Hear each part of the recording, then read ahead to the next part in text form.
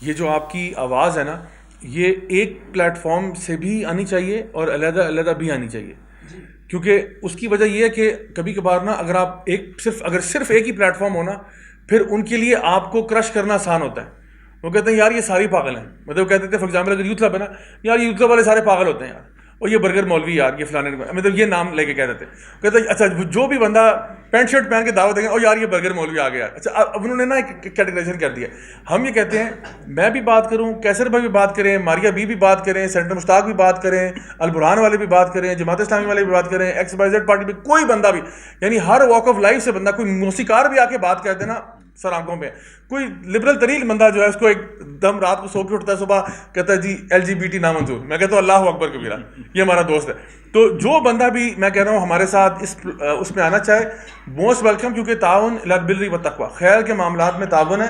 تو آپ جتنے زیادہ ہیڈز کریٹ کریں گے نا، اتنا زیادہ ان کے لیے پرابلمٹک ہوتا ہے. اور really it looks very funny, جب آپ ان کے کمپلینٹ دیکھتے ہو نا، تو آپ دیکھا ہوگا کہ ان میں سے اکثر جو ہے وہ لکھتے ہیں کہ ہمیں راجہ ضیاء الحق سے، ماریا بی سے، سینٹر مشتاق صاحب سے بہت چڑ ہے. اب یہ تینوں ڈفرینٹ کیٹیگریز ہیں، آپ کو پتہ ہے، لیکن ان کو سمجھ نہیں آ رہی کہ یار یہ کیسے ہو رہا ہے کہ یار کدھر راجہ ضیاء الحق، کدھر ماریا بی، کدھر سینٹر مشتاق، تینوں کا بیک گراؤنڈ بالکل ڈفرینٹ ہے، لیکن ہمارے خلاف ساری پڑ گئی. اب یہ نا ہمیں جنرلائز نہیں کر سکتے، وہ یہ نہیں کہہ سکتے کہ صرف مولویوں کو مسئلہ نہیں، مولویوں کو بھی مسئلہ ہوا ہے، جو ڈریس ڈیزائنر ہے فیشن انڈسٹری کے اس کو بھی مسئلہ ہوا ہے، جو ایک سٹنگ سینیٹر صاحب ہیں ان کو بھی مسئلہ ہوا ہے. اور پھر آپ بات کرو کہ یار اگر تو ہم مسلمان ہیں نا، تو پھر تو یہ بات مانو کہ اللہ اور رسول کی بات کے بعد کچھ نہیں رہ جاتا پیچھے.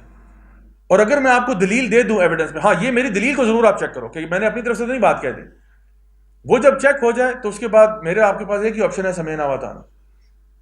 انلیس، اور میں آپ کو ایک فائنل آخری بات ہی کہوں گا کہ پاکستان کے اندر ہمارے پاس یہ ایڈوانٹیج ہے کہ ہم لوگ ابھی تعداد میں زیادہ ہیں جو لوگ دین پر چلنے والے ہیں. تو انشاءاللہ اس کا ایڈوانٹیج لیں. اللہ تعالیٰ ہم سب کو عمل کرنے کی توفیق عطا فرمائے. بارک اللہ فیکم. السلام علیکم و رحمۃ اللہ.